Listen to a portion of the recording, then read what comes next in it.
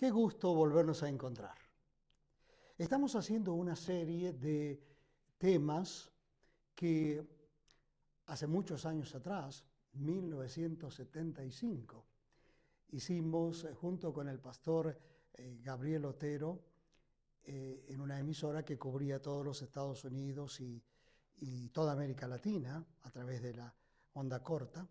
Y hoy en día con esta nueva tecnología que tenemos, ¿verdad? De poder llegar a través de Facebook, de YouTube y de otros medios de comunicación social, eh, repetir estos temas que nunca pasan de moda, al contrario, se van agudizando, se van necesitando cada día más y doy gracias a Miriam Otero Lacey que nos facilitó el material para poder nuevamente ponerlo en el hogar de nuestros amigos, de nuestros hermanos en la fe en diferentes lugares. Estamos transmitiendo o llegando a ustedes a través de la Iglesia Bíblica de la Comunidad aquí en la ciudad de Waterford, California. Y para mí es un placer volver a tener este material en mis manos. Estamos trabajando también con la idea de poder imprimirlo en forma de libro para que ustedes también, si desean, puedan bajarlo. Ya veremos, estamos trabajando con Miriam con respecto a esta posibilidad. Así que le pedimos vuestras oraciones para que lo podamos lograr. El tema de hoy, el tema general es el crecimiento cristiano, pero el tema específico de hoy, que es el tema número 3, es el perdón como un ingrediente esencial. El perdón, un ingrediente esencial.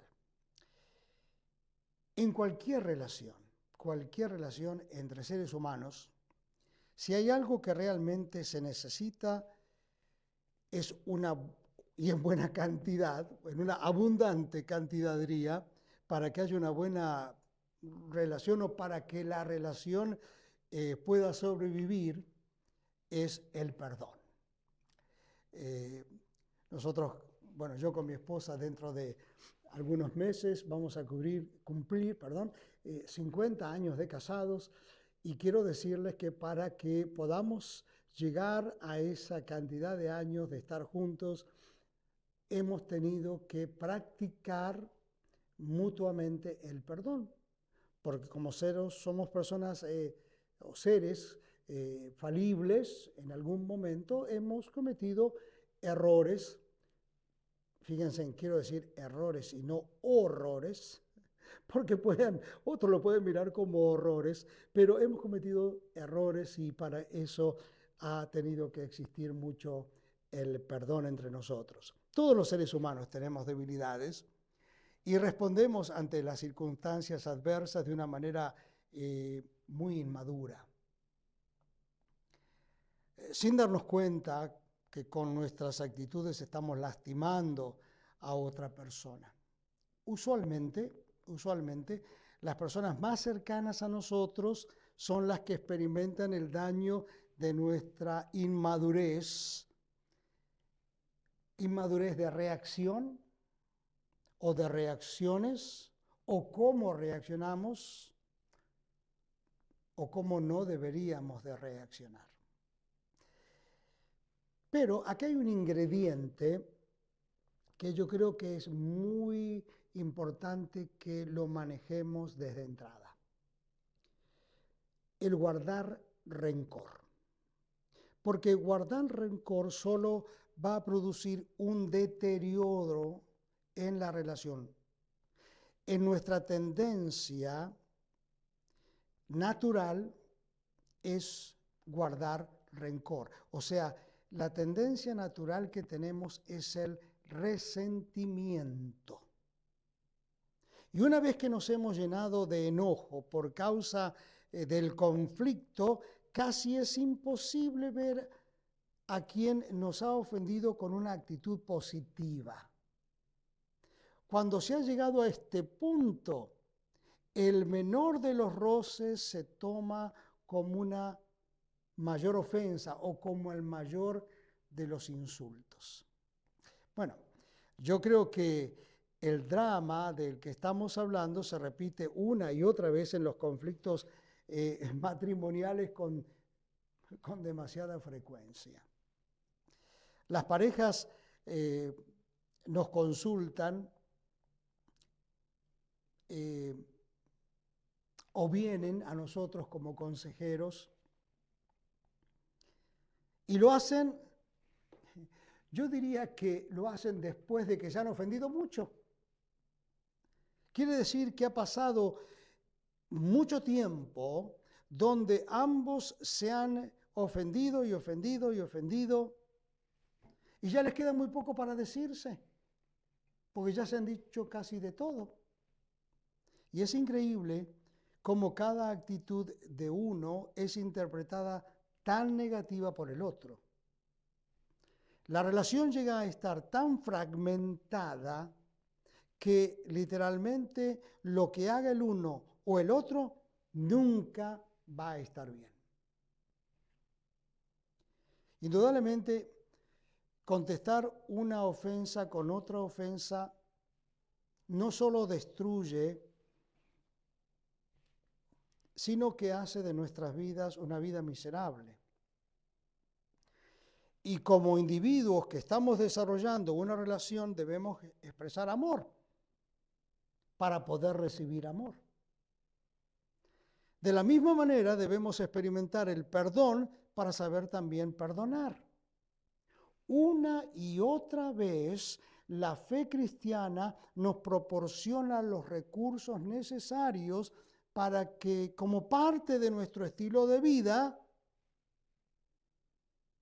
el perdón forme parte de ese estilo de vida. El perdonar tiene que ser parte del estilo de vida cristiana. Existe una distinción bien clara entre una falsa culpabilidad, o sea, aquellos que asumen culpas que no les pertenecen, y la verdadera culpabilidad, que es la que experimentamos cuando nuestras conciencias reprueban lo que hemos hecho y nos lo hace saber con el negar nuestra culpabilidad, que es nada más y nada menos que tomar la actitud de inocentes y culpar a otros de los problemas que hay o de los problemas que se han suscitado. Y eso lo vemos muy, pero muy a menudo. Especialmente en la relación matrimonial. Las buenas nuevas de la fe cristiana nos confrontan con la realidad de que somos verdaderamente culpables. Nosotros por naturaleza hemos seguido nuestra propia voluntad y constituido un reino alrededor nuestro en el que hemos desarrollado las funciones de Dios dentro de ese reino. Las palabras que describen nuestra condición moral son pecado, egoísmo, orgullo, rebelión, enajenamiento e irresponsabilidad. La historia del hombre revela la destrucción inherente a su naturaleza. Es una realidad bien culpable que un hombre abandonado a su propia voluntad se convierte en un enemigo de todo, inclusive enemigo de sí mismo. Sin la experiencia transformadora que Cristo produce en la vida de un ser humano, hay muy poca esperanza de que se produzca un cambio o un gran cambio en la vida de esa persona. Cuando una persona se convierte al Evangelio y llega a ser un cristiano, una nueva persona comienza a vivir en su interior.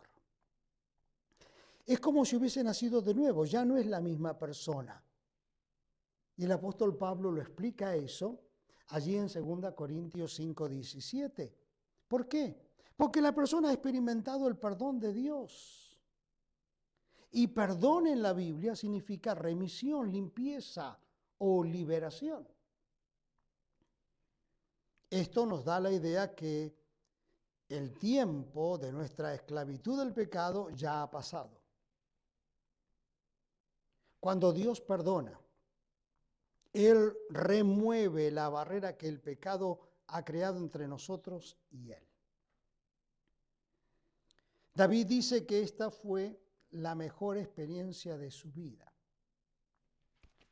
Primero, experimentar la culpabilidad y luego sentir el alivio del perdón. Dice David, bienaventurado aquel cuya transgresión ha sido perdonada y cubierto su pecado. Bienaventurado el hombre a quien Jehová no culpa de iniquidad y en cuyo espíritu no hay engaño. Y fíjense más, interesante cómo David abre su corazón y expresa sus sentimientos. Mientras callé, o sea, mientras me quedé callado, se envejecieron mis huesos en mi gemir todo el día, porque de día y de noche se agravó sobre mí tu mano, se volvió mi verdor en sequedad de verano. Mi pecado te declaré y no encubrí mi iniquidad. Dije, confesaré mis transgresiones a Jehová y tú perdonaste la maldad de mi pecado. Esto lo dice en el Salmo 32, del 1 al 5. Amigos, el perdón de Dios viene a nosotros por medio de Jesucristo. En la cruz del Calvario, Cristo consumó la obra donde nuestro pecado fue perdonado. Por medio de la fe podemos darnos cuenta cuán completo perdón Dios nos ha proporcionado en la obra redentora de Cristo Jesús. Como cristianos continuamos cometiendo faltas, sí. Yo no voy a decirte, mira, desde que somos cristianos o desde el momento en que creímos en Cristo Jesús como nuestro Salvador personal, nunca más pecamos. Mentira. No es así. Seguimos cometiendo faltas. Pero hay una diferencia. Confesamos nuestros pecados, no solamente en aquel primer momento cuando recibimos el perdón que Jesucristo nos ofrece, sino que cada vez que cometemos pecado, nosotros sabemos que hemos cometido un pecado o una falta, como le quieras llamar, porque el Espíritu Santo es el que nos muestra el pecado, nos hace ver el pecado.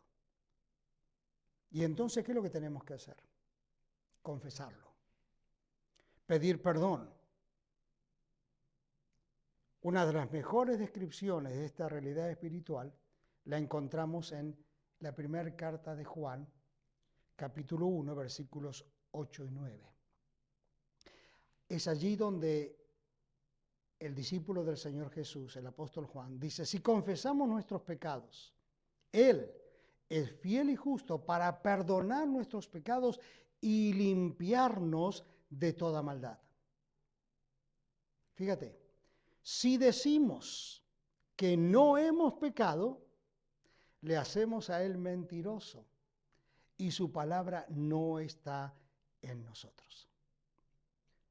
Por eso te puedo decir con toda seguridad, desde el momento en que nosotros aceptamos a Jesús como Salvador personal, en ese momento, en ese mismo momento, nuestro pecado condenatorio fue quitado de nosotros y puesto sobre la persona de Jesús. Pero eso no quiere decir que después de eso no hemos cometido más faltas, porque sí lo hemos hecho, porque somos falibles, pero tenemos entonces a quién ir, a Jesús. Y un indicio de que nuestra vida ha sido cambiada y que hemos experimentado realmente el perdón de Dios es la predisposición de hacer en primer lugar la voluntad de Dios y luego de restituir en todo lo que sea posible el daño que hemos causado a otros por causa de nuestra manera de ser.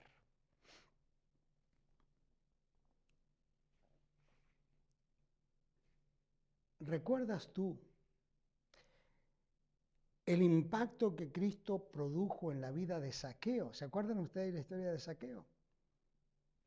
Las Escrituras nos dicen que Zaqueo se paró delante del Señor y dijo: «He aquí, Señor, la mitad de mis bienes doy a los pobres, y si en algo he defraudado a alguno, se lo devuelvo cuadruplicado». Allí en Lucas capítulo 19, versículo 8. El mejor lugar para aprender la lección acerca del perdón es con Dios. Una vez que hemos experimentado su perdón, nos resulta mucho más fácil reconocer nuestros errores, nuestras faltas para con los demás y pedirles que nos perdonen. Una comprobación a esto es simplemente preguntarnos cuán difícil nos resulta decir discúlpame o discúlpeme o perdóneme.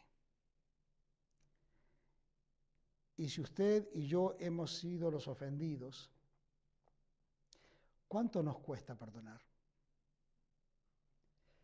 Cuanto mayor haya sido nuestra experiencia de haber sido perdonados, más fácil nos resultará entender el perdón o, yo diría, extender el perdón a otros. El perdón puede ser una cura para restablecer las relaciones que han quedado estancadas o que se han roto, que se han quebrantado. Pero desde el punto de vista bíblico, el perdón lo tenemos que otorgar de todas maneras. Cristo dijo: «Y cuando estéis orando, perdonad si tenéis algo contra alguno, para que también vuestro Padre que está en los cielos os perdone a vosotros vuestras ofensas». Allí en el Evangelio de Marcos, capítulo 11, versículo 25. Yo sé que el perdón siempre es costoso.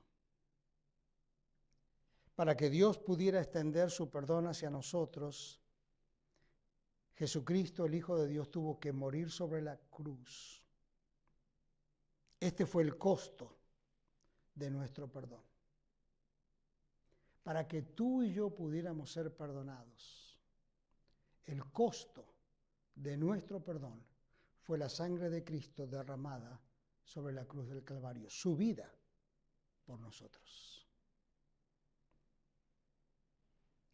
A nosotros también nos resulta costoso perdonar a otros, porque cada vez que nosotros nos sentimos heridos o afectados por el accionar de una persona, nuestra primera reacción es devolverle a esa persona mal por mal, ¿verdad? Ojo por ojo, diente por diente. Es realmente difícil quebrar dentro de nosotros esa hostilidad, ese resentimiento, especialmente si ha sido obvio que la persona que nos ofendió lo hizo deliberadamente. El hecho de que seamos cristianos no significa que tengamos que permitir que el mundo nos pase por encima. No estoy diciendo eso. Cristo nos ha dejado un ejemplo en las Escrituras como modelo que nos permite ver algunos conceptos en acción. Por ejemplo, los fariseos rehusaron aceptar la persona, los milagros y las enseñanzas de Jesucristo. ¿Por qué? Porque Él no reunía las cualidades que ellos creían que el Mesías debía de tener. En otras palabras, ellos habían preconcebido un Mesías de acuerdo a lo que ellos creían que el Mesías sería. Y ellos miraban a Jesús como lobos dispuestos a matarle en la primera oportunidad. Finalmente, Cristo los confrontó a ellos con sus propias deficiencias y esta confrontación está registrada en el Evangelio de Mateo capítulo 23, versículos del 2 al 5 y también el versículo 13. Dice, en la cátedra de Moisés se sientan los escribas y los fariseos. Así que todo lo que os digan que guardéis, guardadlo y hacedlo, mas no hagáis conforme a sus obras, porque dicen y no hacen, porque atan cargas pesadas y difíciles de llevar, y las ponen sobre los hombros de los hombres, pero ellos ni con un dedo quieren moverlas. Antes hacen todas sus obras para ser vistos por los hombres, pues ensanchan sus filacterias y extienden los flecos de sus mantos. Mas hay vosotros, escribas y fariseos hipócritas, porque cerráis el reino de los cielos delante de los hombres, pues ni entráis vosotros, ni dejáis entrar a los que están entrando. El capítulo continúa, pero esta declaración es suficientemente clara. Cristo pudo enfrentar a otros desde una posición de firmeza, porque Él era perfecto. Ahora, nosotros debemos recordar que nuestra confrontación con otros se produce, sí, de una posición de debilidad. Porque nosotros no somos perfectos. La otra persona podría, si tuviera toda la información acerca de nosotros, confrontarnos con nuestras propias faltas. Esto demanda que nuestra actitud negativa se torne en una actitud de humildad. Nuestro dolor o resentimiento debe ser un medio para hacerle saber a la otra persona lo mal que nos sentimos por lo que esa persona nos ha dicho o nos ha hecho. Pero nunca la debemos de utilizar como un medio para ocultar nuestras propias faltas, ni tampoco como un medio para atacar a nuestros enemigos. Algunas veces una confrontación honesta es esencial para que podamos superar el resentimiento y extender el perdón. Tal vez hemos malentendido la intención de la otra persona. Y una apertura de este tipo, pues nos daría la oportunidad para que la otra persona se explique por qué se comportó de esa manera y podamos entender y ver la situación desde un punto de vista o desde el punto de vista de la otra persona. Muchas veces un simple entendimiento puede disolver el conflicto inmediatamente. Pero si la otra persona tiene la intención de dañarnos más o hacer de este un conflicto aún mayor, entonces la confrontación nos ha dado la oportunidad de balancear la situación, pero no nos permite seguir avanzando. ¿Y qué debemos de hacer? Debemos aceptar la situación como un problema de la otra persona. Ante esta situación debemos buscar los recursos de Dios para el perdón y sobrellevar la situación hasta que algo la haga cambiar. Podemos orar intensamente y seguir orando para que el Señor traiga una solución. Y ese es un recurso para la solución del problema. Es importante que recordemos esto. No existe la forma de evitar que un problema de este tipo deje de afectarnos. Cuando más cerrada esté la relación con esa persona con nosotros, más afectados nos sentiremos. Pero podemos sobrellevar de mejor manera la situación si le damos tiempo a la otra persona a que resuelva su conflicto interior o bien disponerse a superar el conflicto con nosotros.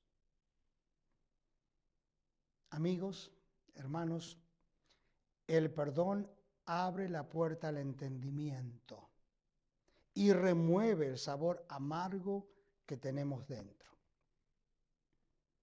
Es importante que todos los que de una u otra manera estamos envueltos en algún conflicto de cualquier tipo, pidamos al Señor que nos permita perdonar a todos aquellos que se comportan como enemigos. Es el deseo de mi corazón que las palabras de la Escritura, los consejos, los ejemplos de la Escritura sean de bendición para tu vida. Quiere el Señor bendecirte muy ricamente.